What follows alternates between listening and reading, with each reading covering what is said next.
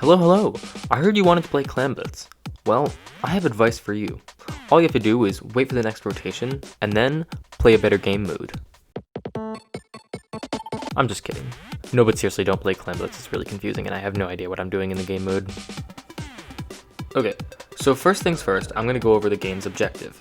The objective for you is to get this number down to 0, and the objective for the enemy is to get that number down to 0. You don't want them to attain their objective. In order for you to get that number down, you need to throw clams in the basket right here. Each map has different places for the basket, and I'm too lazy to point them all out, so have fun figuring that out on your own. Now, you can't just throw clams into the basket on its own. You have to get a super clam. To get one of those things, you have to get 10 normal clams. But once you get a super clam, or wait, is it a power clam? I don't know. But once you get a super clam, all the people on the enemy team will see you.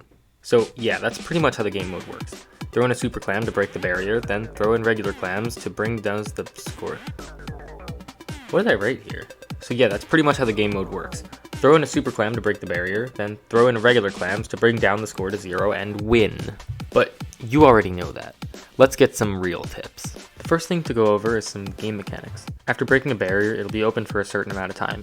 That amount of time, indicated here, will increase whenever you throw something into the basket. Once that timer is done, the basket will close and the barrier will reform. It'll also drop a super clam for whichever team just had their barrier broken.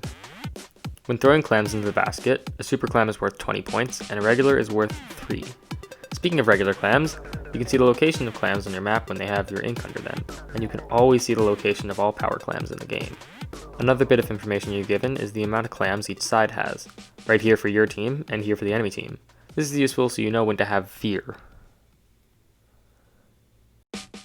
Now that you know everything about Clam Blitz, let's talk about strategies. A very famous strategy is jumping in and throwing in a super clam. When you have a super clam, you can jump to another person on your team who will be nicely placed to the enemy basket and get an easy score. This is a lot easier to pull off when you can actually communicate with your team.